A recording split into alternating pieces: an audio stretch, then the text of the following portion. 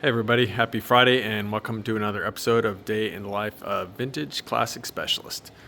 So I had the shop to myself today. It's Friday, so of course Rafa is out and Jacob is enjoying his time off. So pretty much just put my nose to the grindstone, whatever the heck that means, and got busy here.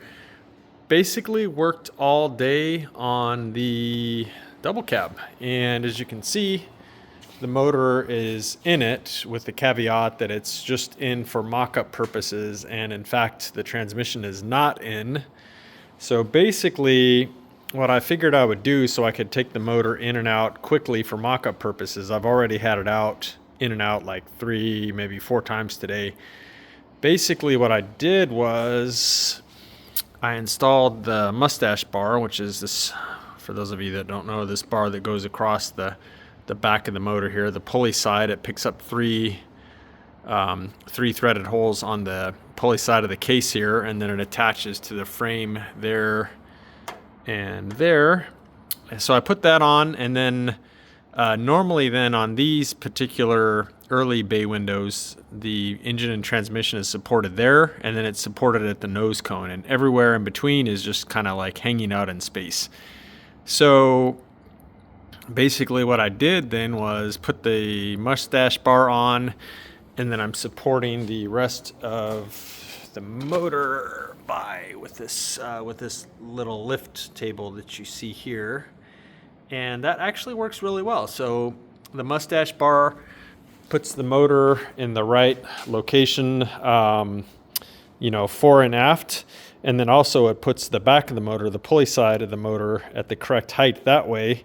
And then basically I just jack this little table until I can see that the motor is level. And then for mock-up purposes, that is 100% close enough. So once I got that figured out after a trip to the hardware store and stuff like that, some hardware that I didn't have for bolting the mustache bar to the motor. Once I got that and I went ahead and put it in, and first thing I discovered was the motor will not go in with the carburetors on the manifold specifically. And so pulled those off and then managed to get the motor in. And initially I put on that carburetor and manifold on that side.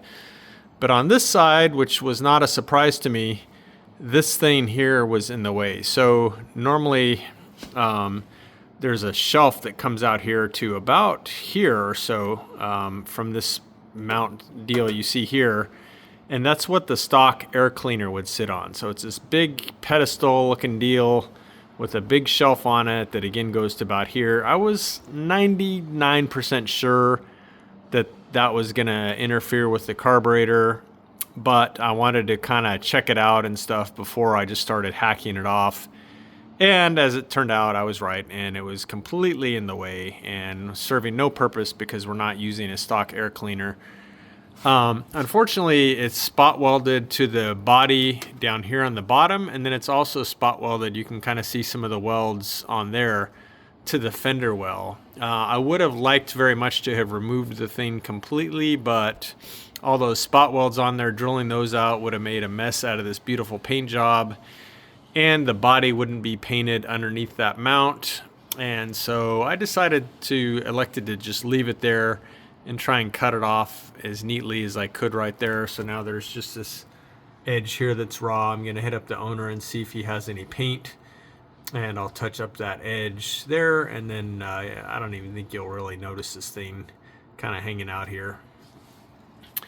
So once I did that, then I was able to also mount up the passenger side carburetor and so on, and then start figuring out where stuff was going to go. So there's kind of not a real lot of stuff, but definitely more than you would have with a carbureted motor.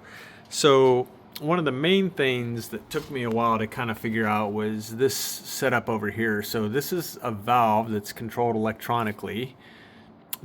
What that does is that stabilizes the idle.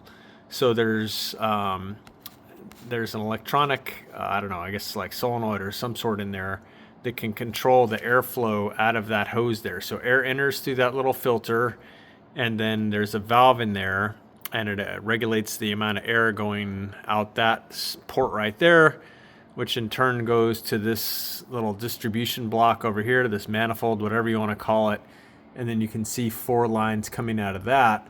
So each of those, and you can see one of the hoses right here.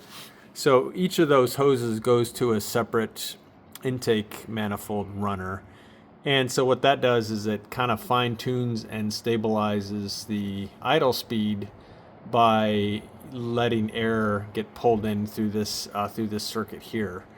And so it does a couple things. One is it does give you a nice stable idle speed. It can account for, you know, temperature and stuff like that.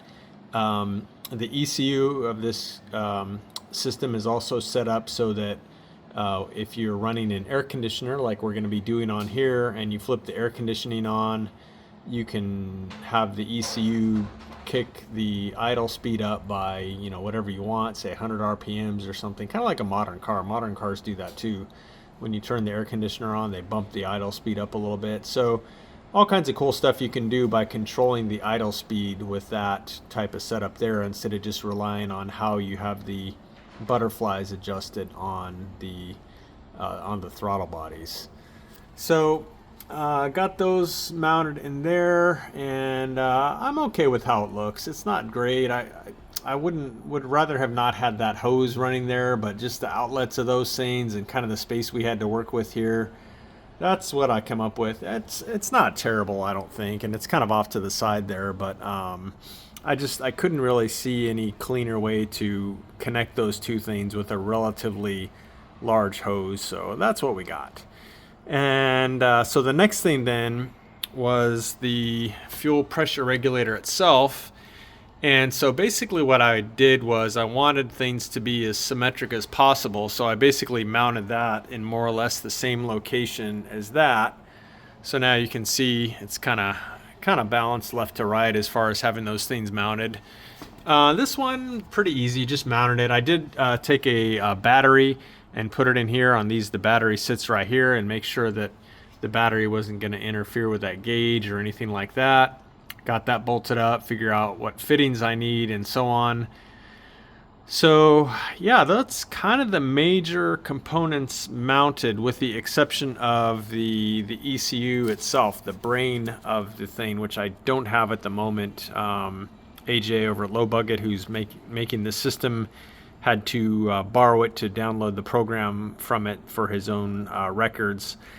So once I get the ECU mounted, then everything will be mounted, and then it's pretty much a matter of running all the plumbing and running the electrical harness. And I'll probably go ahead and do that, get all that mocked up and figured out. And then at that point, I guess the motor can come back out, and then we can start thinking about putting it in for good once all that stuff's mocked up. The other thing I should mention is that I do need to still order the air conditioner system for this. So there's going to be a compressor that's going to sit over here somewhere, and a bunch of plumbing and stuff associated with that. But I really wanted to get the fuel injection system in and get it kind of all sorted out before I jumped into the air conditioning system. So that's kind of the next big thing. So now that I think about it, I'll probably get all that mocked up also then before the motor goes in for good, because it'd definitely be easier, I think, to mount that all up and figure stuff out with the motor able to come out. So yeah, that is pretty much my day. Talking about it now, it doesn't really sound like that much work, but it was a ton of work. I literally worked on this all day, and I did, as I mentioned, had to make a couple trips to a hardware store to pick up initially some hardware, and then I had to go back to get some fittings for that air idle control deal over there. And yeah, just, trying to puzzle over the ways to best mount things, the whole, measure twice, cut once thing, getting things to look good and professional, and, trying to achieve some kind of symmetry with some of those units in there and stuff like that. So that would be it for today, guys. Hope you enjoyed this. And once again, thanks for everyone for Thanks to everyone for watching the channel and supporting it, and we will see you guys again soon. Bye.